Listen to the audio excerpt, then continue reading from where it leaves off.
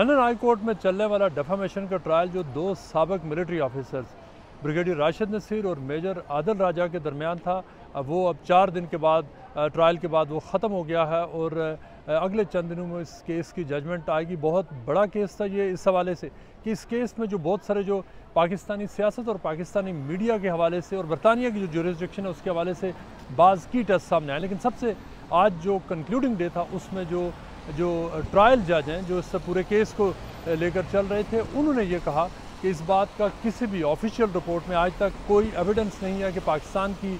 जो main spy agency है inter services intelligence या ISI कि वो अरशद शरीफ जिन्हें केनिया में मार दिया था कि पाकिस्तानी ISI किसी भी हवाले से उनकी किलिंग में इन्वॉल्व हो। लंदन हाई कोर्ट के जज ने आज जो कंक्लूडिंग रिमार्क्स में कहा कि उनके पास जो भी मटीरियल जो एविडेंस सामने रखा गया वो कहीं पर इस बात को डेमोन्स्ट्रेट नहीं करता कि जो केनिया में अरशद शरीफ की किलिंग हुई थी उसके पीछे किसी भी ऑफिशियल रिपोर्ट में ये कहा गया हो कि ISI इन्वॉल्व थी। और ISI का जिक्र इस हवाले से आया कि जो डिफेंडेंट है इस केस में, ये केस जो शुरू किया है वो है ब्रिगेडियर रिटायर्ड राशिद नसीर, और ये केस उन्होंने आदिल राजा के ख़िलाफ़ लाया है जो अब लंदन से बाहर एक एरिया में जहाँ पर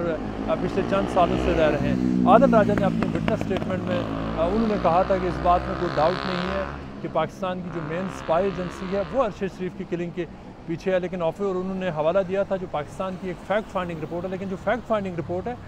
वो जो उसको जज ने और जो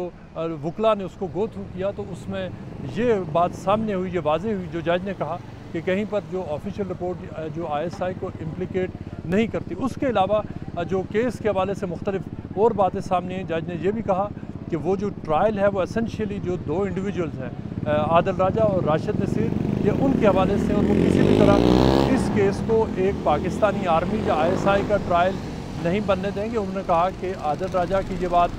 दुरुस्त है कि पाकिस्तान में बहुत कॉम्प्लेक्सिटीज़ हैं, बहुत सारे वहाँ पर मसले मसाइल हैं, लेकिन उन्होंने कहा कि जो केस है वो उन इश्यूज़ का नहीं है। सिर्फ जो 9 पब्लिकेशन है, तकरीबन 1 दर्जन पब्लिकेशन टोटल थी जिनकी ओरिजिनली कंप्लेंट की गई थी, मुख्तलिफ ट्वीट्स, यूट्यूब वीडियोज़ और फेसबुक वीडियोज़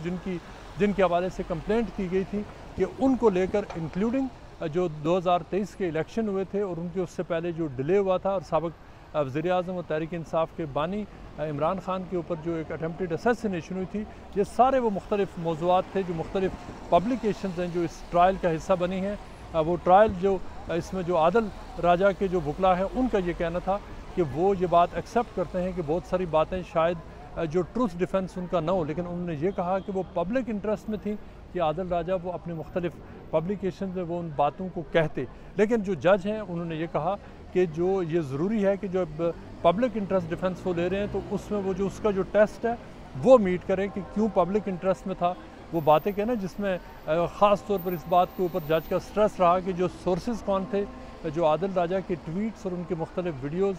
जो उन्होंने बनाई उसके लिए उनको इन्फॉर्मेशन दे रहे थे। दूसरी तरफ जो ब्रिगेडियर राशिद नसीर हैं उनके वकला का ये कहना था कि इन पब्लिकेशंस की वजह से उनकी रेपुटेशन को सीरियस हार्म हुआ है, बरतानिया की जुरिस्डिक्शन में हुआ है। ये वो टेस्ट है जिसके ऊपर जो डिफेंडेंट की जो टीम थी उन्होंने जोर दिया कि जो पब्लिकेशंस हैं वो डेफिनेटली सीरियस थी। कोर्ट ऑलरेडी डिटर्मिन कर चुकी है कि जो पब्लिकेशंस थी 9 पब्लिकेशंस आदिल राजा की वो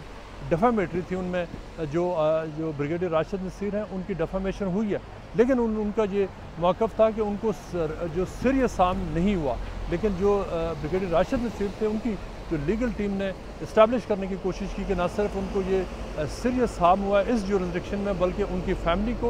उनकी लाइफ को इन पब्लिकेशंस की वजह से वो जो उनको जो रिस्क हुआ, उनके बच्चों को उनकी पिक्चर्स छापी गई। राशिद नसीर जो एक इंटेलिजेंस ऑफिसर थे लेकिन उनकी जो एनोनिमिटी है उसको भी एक्सपोज किया गया। इस हवाले से मुख्तलिफ इस केस की जो प्लैंक्स थी वो यहाँ पर सामने आई और अब जो कोर्ट के सामने जो आज उनके जो वकला हैं उन्होंने प्लीड यही किया है कि जो कोर्ट जो राशिद नसीर को ना सिर्फ डैमेजेस दे बल्कि इंजेक्शन आने वाले दिनों में इशू करे कि उनके ऊपर जो इल्ज़ामात लगे हैं उनको रिपीट ना किया जाए। लेकिन जो जज हैं उन्होंने पूरे केस को वो जो लेकर चले वो समझे और उनका ये कहना था कि वो इस केस के जो मुख्तलिफ जो दोनों साइड्स हैं उनके जो दलाइल हैं वो उनको कंसिडरेशन में लेंगे और अगर तो ये इस्टेब्लिश हो जाता है कि सीरियस हार्म टेस्ट है जो ब्रिगेडियर राशिद नसीर को प्रूव करना है। डिफेमेशन ऑलरेडी उनकी प्रूव हो चुकी है, लेकिन उनको अब ये इस्टेब्लिश करना है कि उनकी रेपुटेशन को सीरियस हार्म हुआ। अगर सीरियस हार्म इस्टेब्लिश हो जाता है तो राशिद नसीर जीत जाते हैं। लेकिन अगर ये होता है कि जज अगर ये कंसिडर करते हैं कि जो आदिल राजा की जो पब्लिकेशंस थी वो पब्लिक इंटरेस्ट में ज़रूरी थी, उनके सोर्सेज ठीक थे, उनकी जो क्वालिटी ऑफ रिपोर्टिंग थी वो दुरुस्त थी और उन्होंने as a publisher reasonable care की, तो उस सूरत में और ये कि उनकी जो रेपुटेशन को डैमेज नहीं हुआ, सीरियस हार्म नहीं हुआ, तो जज ऑब्वियसली जो उनकी जजमेंट होगी वो आदिल राजा की जो हमायत में देंगे। इसमें जो अंदाज़ा ये किया जा रहा है कि जो अगले चंद दिन हैं उनमें ये जजमेंट जो कोर्ट है वो रिलीज़ कर देगी।